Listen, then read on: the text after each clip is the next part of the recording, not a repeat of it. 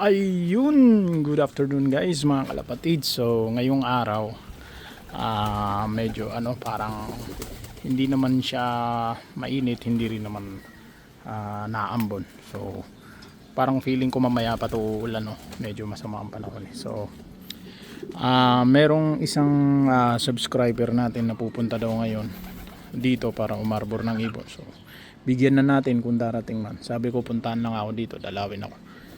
Sabi ko sa kanya kasi kung gusto mo talaga magkaroon ng ibon, kasi pwede rin naman ipalalamove basta sagot niya yung lalamove. Kaso ang sabi niya siya na lang daw yung pupunta mga hapon daw. Kaso ito so, mahigit alas 2 na, nasa 2:13 na ata, 2:13, oo tama, 2:13 na, wala pa rin siya. So ayun, kung darating di bigyan natin, kung hindi naman darating wala, talagang hindi. Di ba? So sa mga nagtatanong naman kung bakit hindi ko naman ata lahat nabibigyan, hindi naman po magkakasya kung talagang lahat sa inyo ibibigay itong mga ibon. So parang wala naman atang matitira sa akin. So alam niyo yun, so talagang pumipick up lang po, namimili lang ako ng medyo malapit dito sa area ko, or talagang malapit dito sa area ko na pwede akong puntahan, or kaya niya magpalalamove, kasi yun talaga yung sigurado na makakakuha. Kasi kung sobrang layo naman, mahirap po kasi magpadala kapag sobrang layo na ng lugar. O mahirap naman kung ipapa LBC ko pa, di ba? Mahirap magpa LBC ng hayop. Pangalawa, nag-e-effort din po kasi ako sa ganyan. May mga iba akong trabaho na dapat mas unahin. So sana po na maintindihan ninyo. Kung gusto nyo talagang kumuha sa akin ng ibon, dalawin nyo na lang po ako dito. Dito lang naman po ako sa Green Park Village, Cainta. Ayan. So tapos yung isa pa po, isa rin sa dahilan, minsan kasi may pumupunta dito sa lugar ko, kasi alam naman ng iba kong kapitbahay dito na nag-iibon talaga ako, gawa ng syempre lumilipad itong mga do, so nakikita nila kung nasaan yung ibon. So pag tinatanong ako kung nagbebenta ako, especially mga bata, actually kadalasan na buyer ko talaga mga bata, imbis na umarbor, ang ginagawa bumibili na lang. Minsan nga sinasamahan ko pa na alam mo dito sa village namin guys, karamihan dito mayayaman talaga ang tao dito.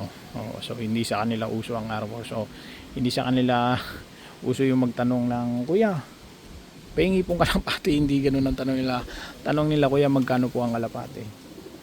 So ayan, so syempre hindi naman tayo mayaman. Nakita nyo naman subscriber ko nasa mahigit 160 lang. Hindi pa po ako monetize ni YouTube. Wala po akong napapala dito, wala po akong nakukuha dito sa paggawa-gawa ko ng mga ganitong video.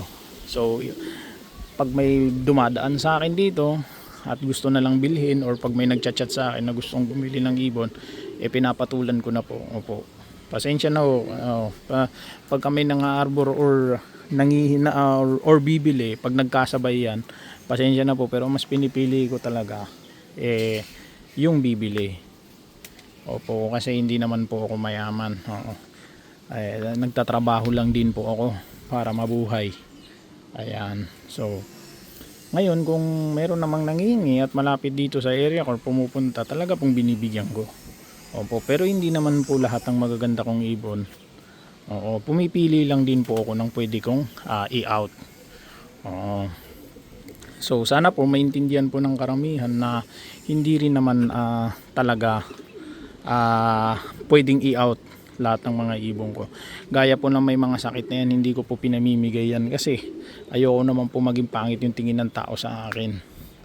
Ayan. So yung mga healthy naman, pumipili din ako kung alin ang pwede kong i-out. Hindi ko rin naman po pwedeng ipamigay yung mga medyo pricey na ibon, kasi karamihan din ng mga ibon ko, halimbawa yung mga nandito, yan, medyo pricey ko rin po nakuha yan.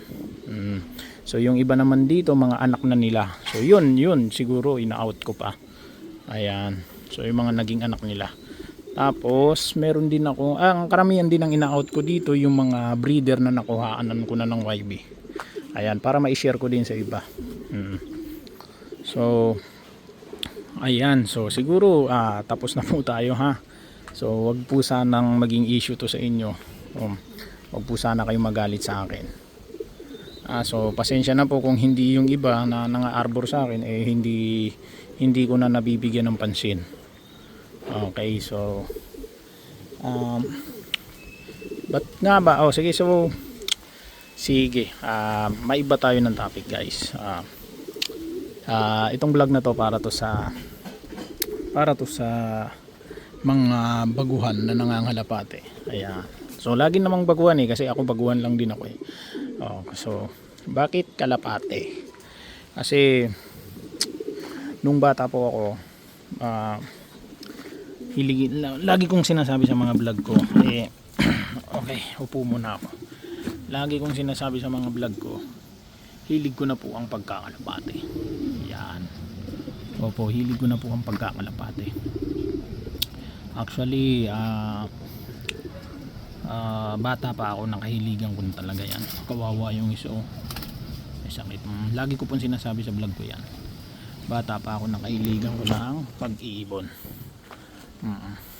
Hindi lang kalapati, pati manok. Ngayon, nung bata kasi ako, hindi talaga kaya ng budget ko. Wala talaga akong pera pambili ng kalapate. Ito lang.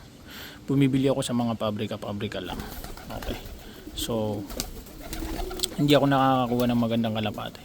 And then may mga kalaro ako nun. Ang pangalan ng iba kong kalaro, mga kababata, si Obing at si Peter. Tandang tanda kayo pangalan ng dalawang lukulukong yan. Si Obing, si Peter at si JC. Yan. Sa aming apat, ako ang pinakabata. Yan. Ako po ang pinakabata sa aming apat. So sa aming apat, ako ang binubuli nila. Ngayon ang nangyayari, dahil magkakalapit lang ang bahay namin, ang ginagawa nila, kapag dumapo sa kanila yung ibon ko, kapag galit sila sa akin, hindi na nila binabalik yung kalapati ko. Yan tatlong yan. Pag naiisip ko, natatawa na lang ako. Hindi na nila binabalik yung kalapati ko. So ang nangyayari, di nawawalan na ako ng ibon. So sabi ko, balang araw magkakaroon din ako ng maraming kalapati. So ibig kong sabihin, yung bata ko, yung mga bagay na hindi ko nakukuha, ngayon ko kinukuha. Ngayon ko ibinibigay sa sarili ko. Kasi maikli lang naman ang buhay guys Maikli lang ang buhay. Enjoy mo kung ano yung nagpapasaya sa'yo. Kung ano yung tingin mo makapagbibigay ng kaligayahan sa'yo. Kasi maikli lang ang buhay tapos ipagkakaitan mo pa yung sarili mo, di ba? Kung kaya mo naman. Kung sobrang yaman ko nga, hindi lang pagkakalapati ang kukunin ko, baka lahat ng gadgets meron ako, lahat siguro ng sasakyan, motor meron ako. Pero alam mo yun, ito lang yung kaya ng budget ko, hindi naman tayo mayaman diba? So dito ko na lang binubuhos. Tapos pangalawang kalapati, kasi hindi naman yan mahirap alagaan pakawalan mo lang yan kung maamon na sa'yo. Ngayon kung ayaw mo ikulong, di wag mo ikulong. Hagisan mo lang ng pagkain, pellets. Alam mo dyan meron din nga dito nangangalapati, bandarian. Diyan sa kabila meron dyan nangangalapati. Hindi niya kinukulong yung kalapati niya. Nakadapo lang sa bubungan niya, dun lang sa bakuran niya. Ganito kalaki rin mas malaki dito na bakuran. Ang ginagawa niya, hinahagisan lang niya ng patuka yung mga kalapati niya.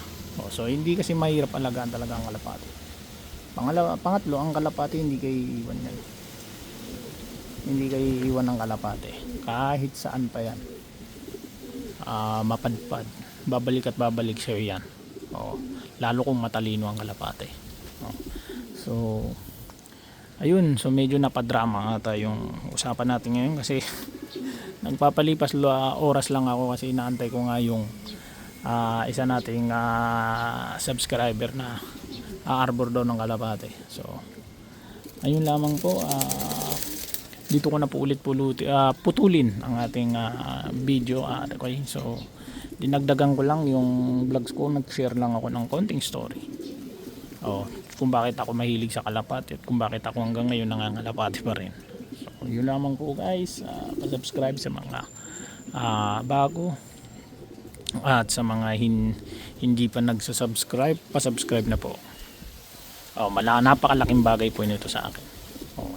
Yun lamang po, and God bless po sa inyong lahat.